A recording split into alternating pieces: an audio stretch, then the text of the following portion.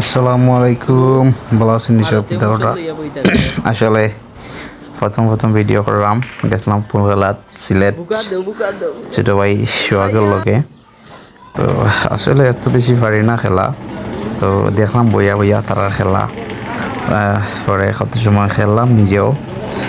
সোহাগে মোটামুটি ভালোও খেলে, এত খারাপ খেলে না। বাট ফার্স্ট টাইম আমি তার লগে খেলছি, পারছি না।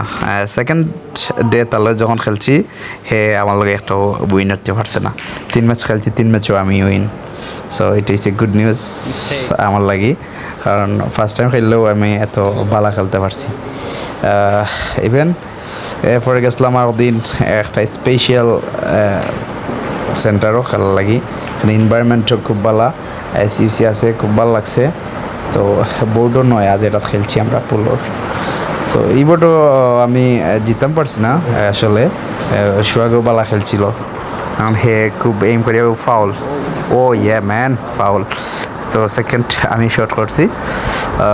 আমি যখন শট করি গুটি গেছে না, কারণ আমি তো আর নতুন প্লেয়ার।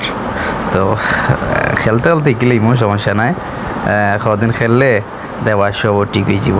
তো শর্ট কর্মীটা যাইব কি ইনশাল্লাহ, কারণ তো অত বাদ নাই।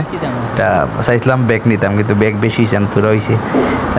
তো এরপরে আবার একটা ইয়ে করি, তো আমি আবার সেকেন্ড ফাউল হইলে তার গুটি যায় কি। তো আমার গুটিটা আছে তারটা গেছে, বাট ইকান আমি জানি না কতটুকু সঠিক, এটা ফাউল কি না।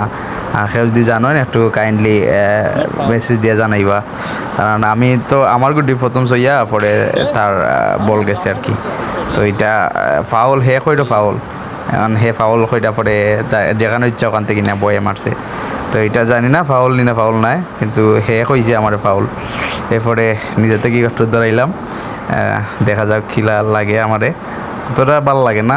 তো ভালো থাকুন সব।